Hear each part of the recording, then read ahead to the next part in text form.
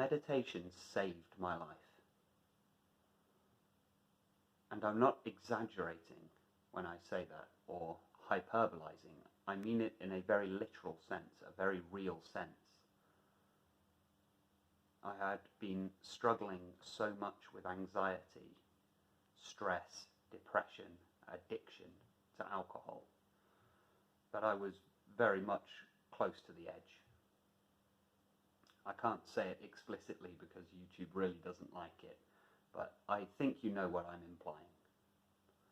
And I'd always had problems psychologically with anxiety, depression, stress, always, for as long as I could remember. As long as I could think, as far back as I could remember, as long as I could think, I had problems with thinking, with overthinking, with anxiety, worry. And when I found meditation, I couldn't believe it. I was 28 years old, and in 28 years of anxiety, stress, frantic thoughts, being exhausted from the constant stream of overthinking, negative thinking, worry about the future, rumination on the past, I had never learned a technique to just still my mind. Exercise had been helping a lot, but I realized later that the exercise was my first experience of meditation, even though I hadn't really realized it. When we exercise, especially strenuously, we have to bring our attention entirely into the present moment. But you can't exercise for 24 hours a day. And can you go and exercise 11 at night? Well, if you've already been exercising throughout the day, I mean, you could go and exercise, but there is a limit to that.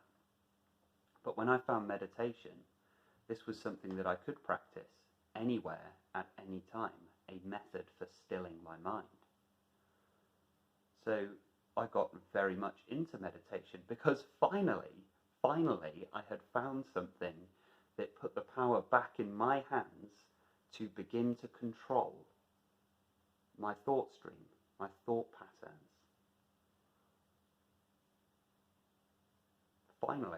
Finally, I'd found something. And it's difficult, very difficult, because in the early days I was still very much struggling with these thoughts. And to sit down, to sit still and try to focus on my breathing, focusing on the breath, focusing on the present moment, focusing on what I could hear, see, feel, without my mind going straight into all of these horrible thoughts. But I remember the first time that I sat down to meditate and I thought, oh, here we go again, another 20 minutes of me not getting it. I sat down and something happened. It actually worked. It worked. I was present. And no more thoughts. It was gone. I was experiencing the present moment without interpretation or analysis. I wasn't passing comment on anything. And this was in a period of my life where I had lost my job due to alcoholism. I was obese. I was on heavy medication to try and sort out my anxiety and my depression. And I was close to the edge. I really didn't want to be here anymore. I really didn't. And I couldn't see any other way out. And yet, in an instant, I was perfectly happy, serene, at peace with myself and at peace with the world. I could see a way forwards. All of a sudden, I was free. I was free.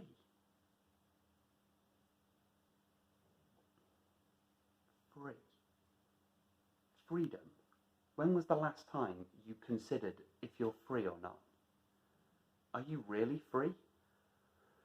Most people don't know they're trapped until they try to leave and realize the door is locked. And those who don't move do not notice their chains. Are you free?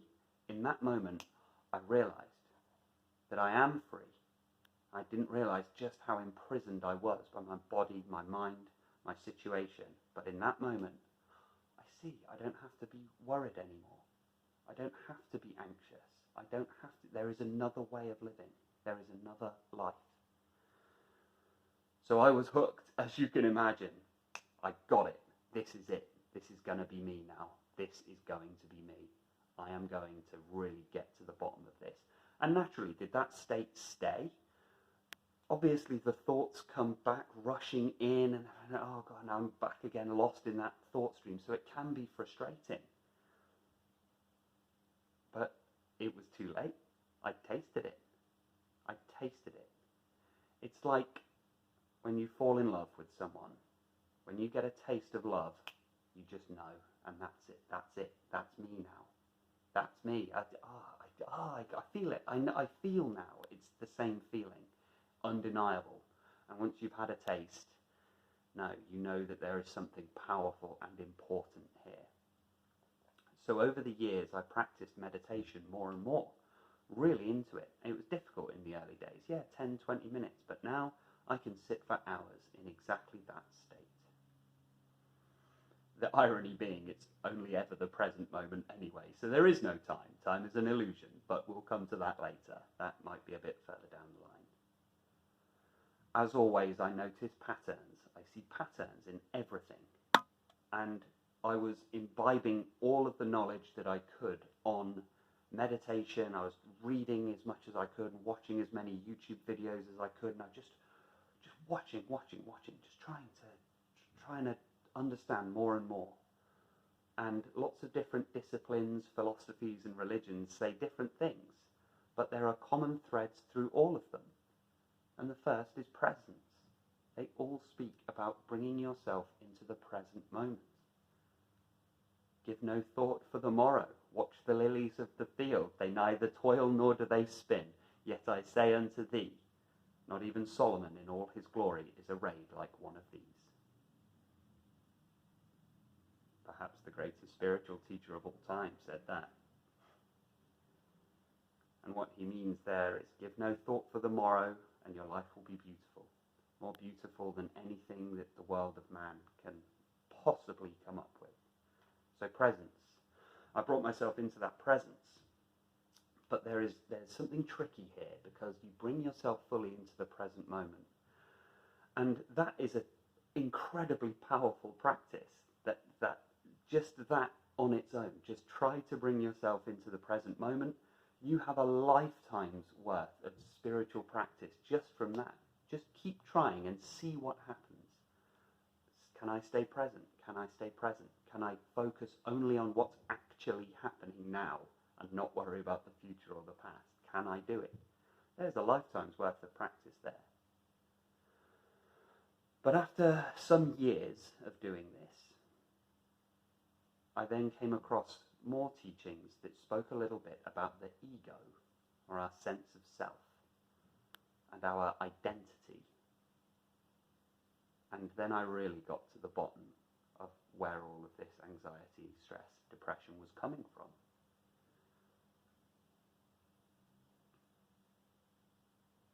That's a little trickier to get to.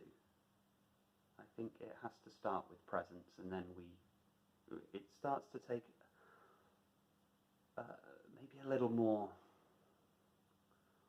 practice and discipline to really get to a point where you can then start to take a deeper look at the root causes of where things have come from.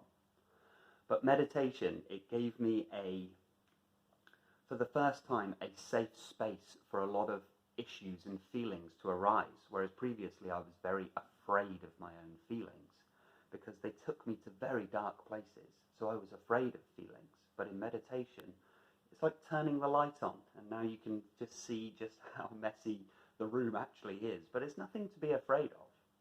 Nothing to be afraid of. Meditation helps you develop this, develop awareness, and develop strength.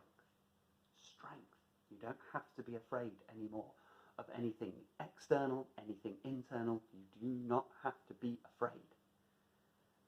And I started to see these patterns between all of these different disciplines. The presence was one, and then relinquishing the ego was another one. Very powerful. Just let go. Let go. Let go of your name. Let go of your past. Let go of the future. Let go. Let go of all of these labels.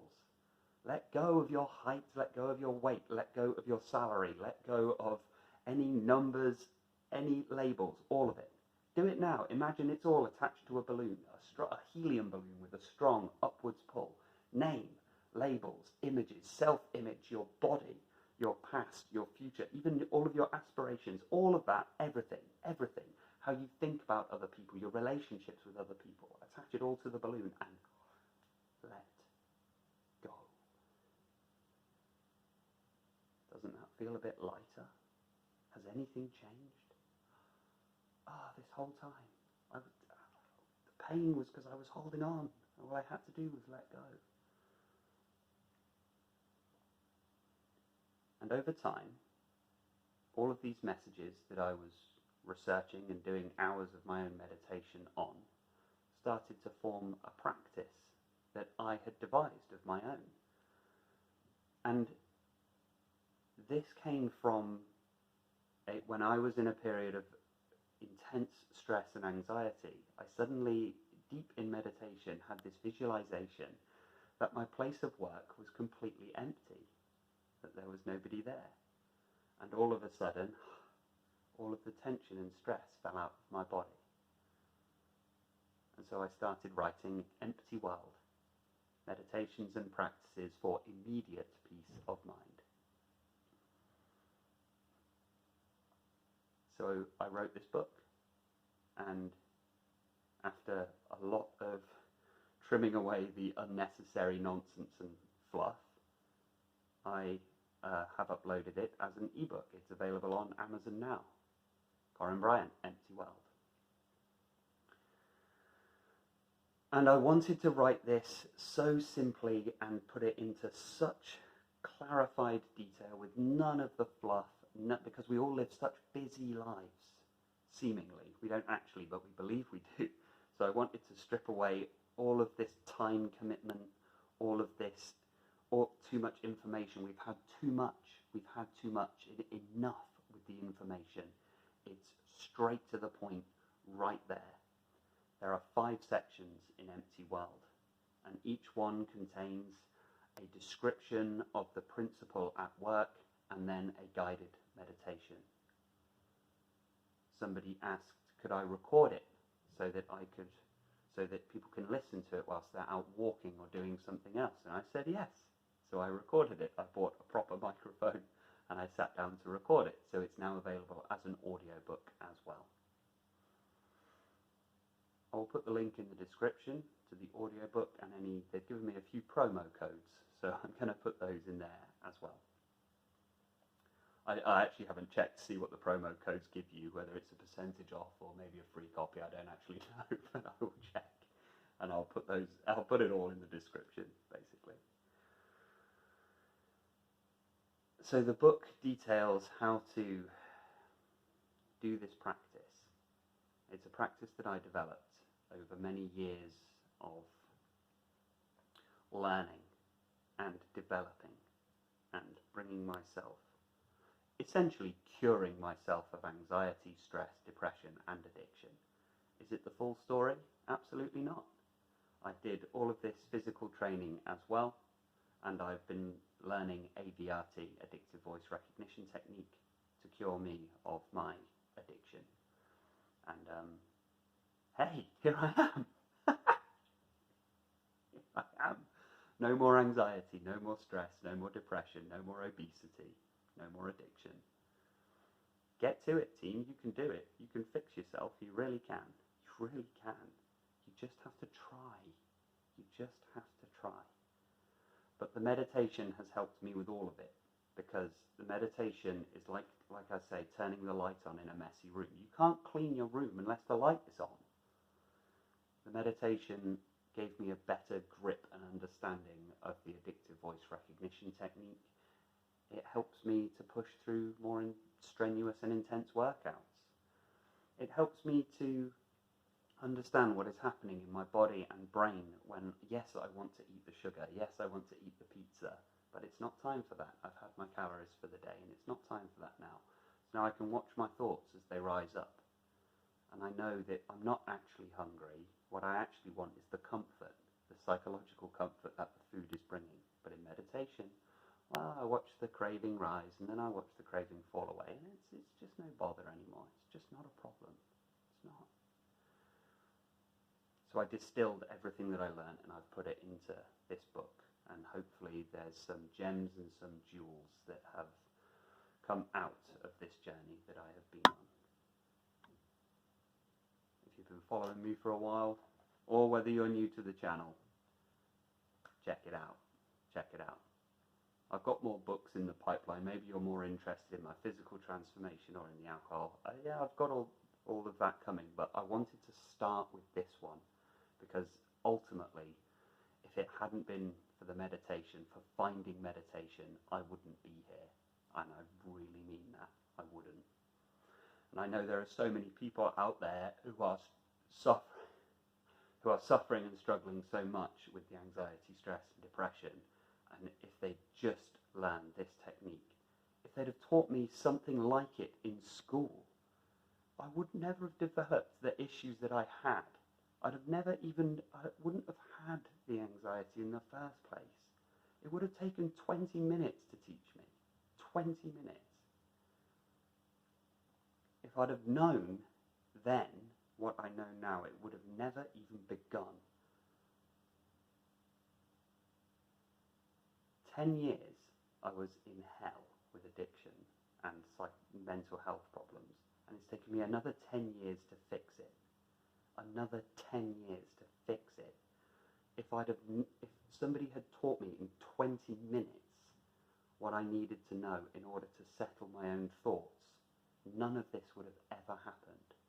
I'd be who I am now back when I was 18. That's the way the cookie crumbles, I suppose. Wow, that got a bit dark there towards the end. I wasn't intending that. Thank you for watching. Please check out my audiobook, and I'd be really interested to know what you think. It's only about 2 hours long. You can just pop it in. You can practice the guided meditations as a standalone thing, just when you have sort of 10 minutes. I've tried to make it as short as possible. Or you can just listen to the whole thing coming through in the background, and you'll probably get something out of it. So, and if you want to support me and support my channel, support my work, I tell you, it makes a massive difference. Every single sale, every single review, every single comment, every single word, it all helps me so much, so much. That's everything, team. Have a wonderful day. And as always, you still